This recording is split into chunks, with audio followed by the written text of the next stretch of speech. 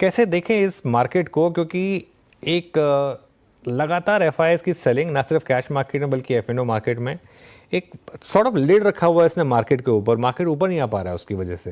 हालांकि एक अच्छी रैली देखी थी हमने 22,000 से 25,000 की। इस समय आपको क्या लग रहा है, क्यों इतनी सेलिंग आ रही है एफआईएस की तरफ से? तो अनुज जी देखिए, जैसे आपने कहा, एक अच्छा रैली नीचे से अपने को देखने मिल गया है।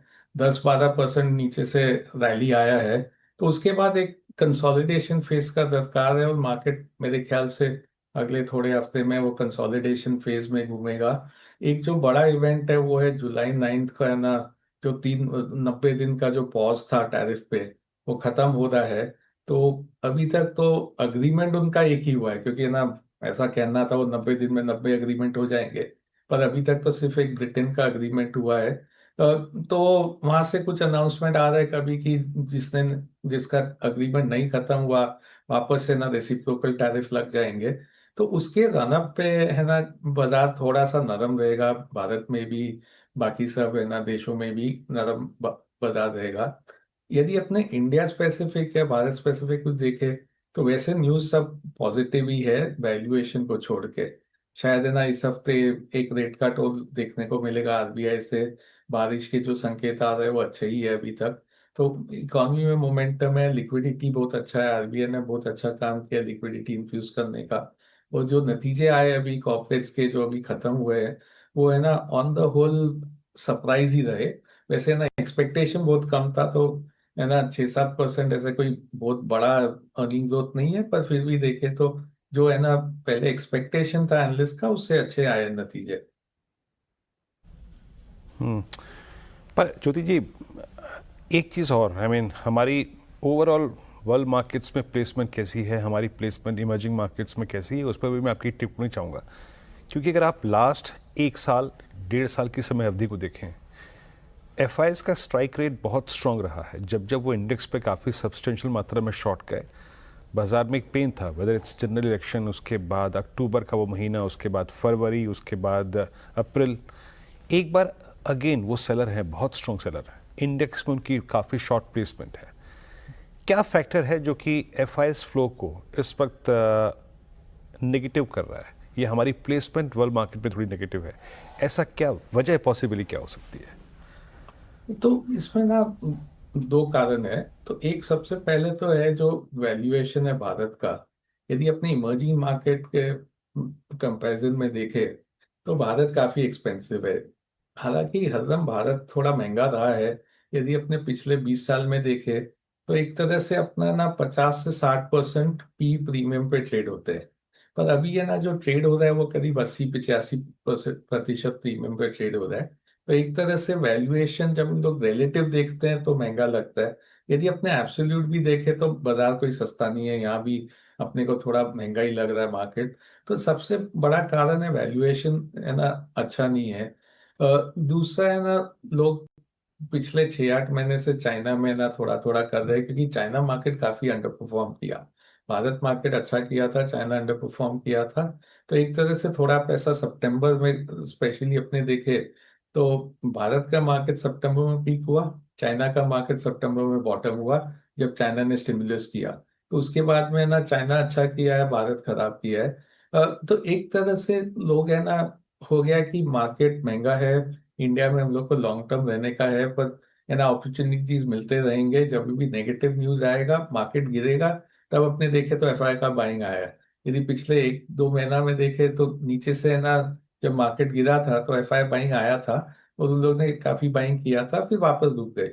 और तीसरा है, इंडिया में सप्लाई चालू है। यदि आज भी देखे तो, है ना, 4-5 ब्लॉक डील है 3,500 करोड़ के। तो एक तरह से सप्लाई ऑफ पेपर आते जा रहा है, तो वो सेकेंडरी मार्केट को बढ़ने का स्कोप नहीं देता, क्योंकि जिसको भी एक्सपोजर चाहिए वो इनमें, है ना, सब प्राइमरी पेपर ले लेता है, क्यूएपी ले लेता है। तो सेकेंडरी मार्केट में फिर या तो बेच देते हैं या। बिल्कुल। अच्छा, एक स्पेस जहां अच्छा पैसा बना है ऑफ लेट वो है डिफेंस। आपके पोर्टफोलियो में है क्या, और आपका व्यू क्या होगा डिफेंस पर इस समय?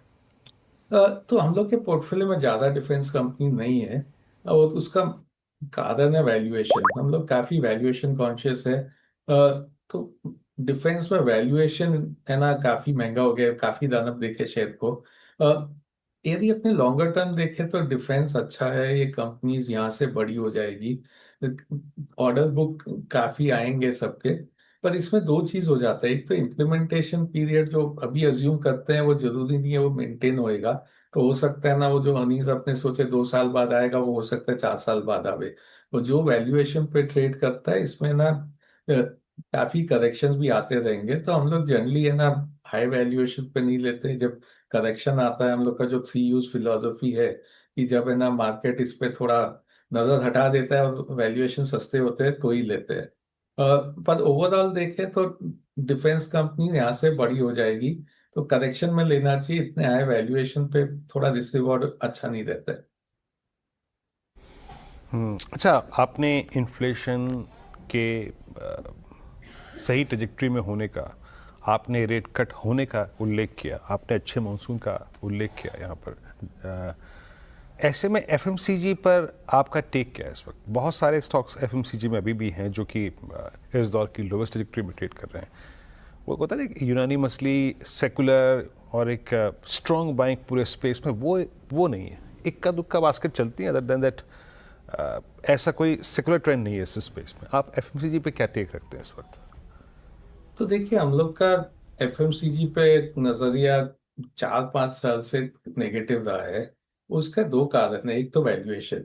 वैल्यूएशन एफएमसीजी में काफी महंगे हैं।